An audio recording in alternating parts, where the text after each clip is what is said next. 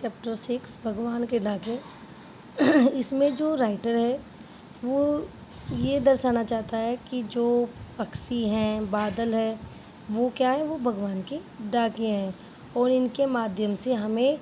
जो है मौसम की जानकारी और जो है आने वाले जो कुछ भी घटनाएं हैं उनकी क्या जानकारी हमें पहले ही मिल जाती है। ये हमारे जो है भगवान के डाकिए का काम करते हैं।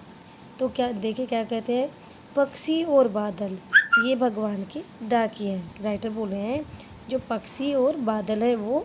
भगवान के डाकिए हैं, जो एक महादेश से जो एक महाद्वीप से हम तो समझ नहीं पाते, मगर उनकी लाई चिट्ठियाँ पेड़ पौधे पानी और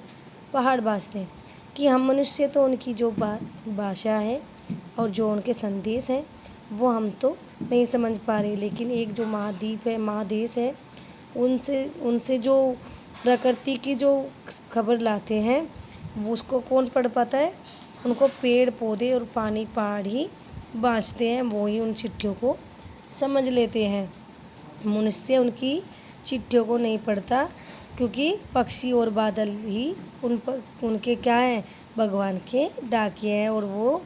जो एक महाद्वीप से प्रकृति की जो सूचना है लेकर आते हैं, जिसको पेड़ पौधे पानी और पहाड़ बाँचते हैं। हम तो केवल यह आंकते हैं कि एक देश की धरती दूसरे देश को सुगंध भेजती है, कि हम तो केवल यही समझते हैं कि जो एक देश की जो धरती है वो दूसरे देश को क्या सुगंध भेजती है। जब बारिश होती है तो मिट्टी की जो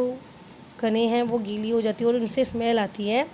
वो बारिश में बहुत सुंदर महक आती है। वो कह रहे हैं कि हम तो बस यही समझ पाते हैं कि हमारे जो देश की धरती है वो दूसरे देश की धरती की तरह महक उठती है और वो संदेशा जो भेजती है वो हमारे पास सुगंध का संदेशा आ जाता है। और जो सौरभ जो सुगंधित हवाएं चलती है तैरती है, उसमें पक्षियों के पंखों को पर जो तिरता है वह एक देश का भाप दूसरे देश में पानी बनकर, यानी कि जब बारिश होती है तो क्या उस एक देश की जो धरती है, जो धरतियों पर जो पानी पड़ता है उससे जो भाप बनती है और वो भाप की जो कणें पक्षियों पर और जो पेड़ों पर बूंद बनकर तैरती है, वो क्या बनती है, भाप बनकर दूसरे देश में जाकर बरस जाती है। जो पहाड़ों के और महाद्वीपों का जो पानी का जो भाप बनकर क्या होता है, बरस जाता है और वो क्या वो चिट्ठियाँ कौन पढ़ते हैं, हमारे भगवान के डाकिए पक्षी और बादल उस बात को समझ जाते हैं। केवल लोग जो मनुष्य है वो तो सिर्फ यही समझता है कि हमारे देश की धरती की सुगंध दूसरे देश से आई सुगंध हमारे पास पहुंच गई है, यानी कि क्या वो तो यही समझ रहे हैं कि एक देश की धरती दूसरे देश की को सुगंध भेज रही है, क्योंकि वो मिट्टी की सुगंध हवाओं में तैरती हुई और पक्षियों के पंखों पर तैरती हुई हम तक पहुंच जाती है। एक देश की भाप दूसरे देश में पानी बनकर गिरती है।